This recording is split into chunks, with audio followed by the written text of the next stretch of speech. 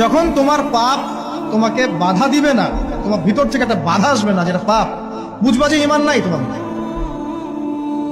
যখন ভিতর থেকে পাপ করলে একটা বাধা আসে, বুঝবা তুমি ইমানদার। মানে পাপ করলে যদি বাধা আসে ভিতর থেকে যে না আমি একটা খারাপ কাজ করছি, আল্লাহর কাছে আমাকে তওবা করতে হবে, ইস্তেগফার করতে হবে, তখন বুঝবেন যে আপনার ভিতর ইমান আছে। এই জন্য আল্লাহ পাক আপনার মনের মধ্যে এই চিন্তা নিয়ে আসছেন। আলহামদুলিল্লাহ। যখন পাপ করতে করতে দেখবেন আপনার মনে কোনো ফিলিংসই নাই, তখন বুঝবেন যে আসলে আপনার ভিতর ইমান আর কিছু বাকি নাই, যেটা আছে খালি ফসকার মতো, একটা নোক্তার মতো। তার মানে একজন লোক জানাকারী হতে পারে, সে যতই ভালো হোক, যদি সে মহিলার সাথে নীরবে সাক্ষাৎ করে বিবাহ বহির্ভূত সম্পর্ক, তাহলে আমরা ওকে জানি বলি। কি বলি? কি বলি? জানি। কি বলি?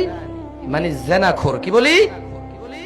কিন্তু আফসোস, আজকে সমাজে মুসলিম এটা মেনে নিয়েছে যে লোকটা জানাকারী কিন্তু মুসলিম, লোকটা সুদখোর কিন্তু মুসলিম, লোকটা মদখোর কিন্তু মুসলিম, লোকটা উগ্র উচ্ছৃঙ্খল কিন্তু মুসলিম, লোকটা মিথ্যেবাদী কিন্তু মুসলিম, লোকটা জালেম কিন্তু মুসলিম।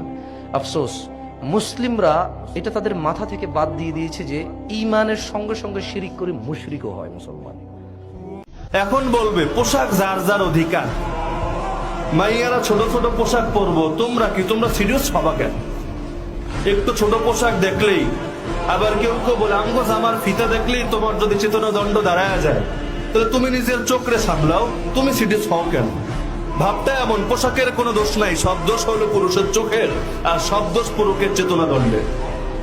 যেটাকে অন্য ভাষায় বা অন্য উদাহরণ দিয়ে বলতে হবে, গোবরের মধ্যে কোনো গন্ধ নাই, হাগুর মধ্যে কোনো গন্ধ নাই, সব গন্ধ আপনার নাকে। আপনি বললেন এই এখানে গোবর পড়ে আছে, কি লাগে, পরিষ্কার কর, গন্ধ লাগে। এ বলবে আরে গোবরে গন্ধ থাকবে কেন, গোবর স্বাধীন, সে তার স্বাধীনতা ভোগ করছে, আপনি এখানে নাক গলানোর কে? আপনার নাকরে সামলান। বলে কিনা এরকম একই টাইপের উদাহরণ এবং একই টাইপের দলিল দিবে। আমরা ছোট ছোট পোশাক পরছি, কি হয়েছে, তোমরা টাকাও কিনলে, নজরের হেফাজত রেখো। কেউ কেউ আরো অ্যাডভান্স কোরআনের আয়াত শুনে যায় যে সূরা নূরে আছে, আরবি তো বলতে পারে না, বাংলাটা বইলা দেয়, মুমিনদেরকে বলে দেন তারা যেন দৃষ্টিরে নামায় রাখে আর নিজেদের ডান্ডারে হেফাজত করে। বলে না এটা আয়াতটা শুনে দিবে, তো নিজে ঠিক হয়ে যাও তুমি, আমাদেরকে নিয়ে চিন্তা করার দরকার কি? তাহলে খুব স্বাধীন না যে পোশাকের ব্যাপারে কোনো আপত্তি করতে পারবেন না, গ্রামে গঞ্জে মফস্বল এলাকায় যে পোশাক ইচ্ছা সে পোশাক পরে যাবে। এমনকি হাইকোর্ট থেকে পর্যন্ত এটা নিয়ে মন্তব্য করলো যে নরসিংদীর ঘটনায় যেই নারীকে জড়িয়ে পুরো মামলাটা দাঁড় করানো হয়েছে এবং একটা 60 বছরের বয়স্কা মহিলারে 2 মাস জেল খাটানো হয়েছে, এটা ঠিক হয় না, এটা ভুল হয়েছে। এই যুগের শ্রেষ্ঠ যুবক সে যে বলতে পারবে মুখ ফুলিয়ে, বাবা মা আপনাদের যাকে মন চাই বিয়ে করান, আমি রাজি। ঠিক কিনা বলেন না? আমি মনে করি সে সমাজের শ্রেষ্ঠ যুবক বর্তমান সময়ে, যে তার বাবা মাকে এখতিয়ার দিতে পেরেছে, এই বাবা মাকে তাদের স্বাধীন ইচ্ছা দিতে পেরেছে যে আপনাদের যাকে মন চায় আপনি শাদী করাতে পারেন, আপনাদের কথা মতো আমি প্রস্তুত আছি। আমি বিশ্বাস করি ওই সংসারে সারা জীবন বাবা মার দোয়া থাকে। ইফতারির আগে যে দোয়া, ওইটা আল্লাহ ফিরায় না।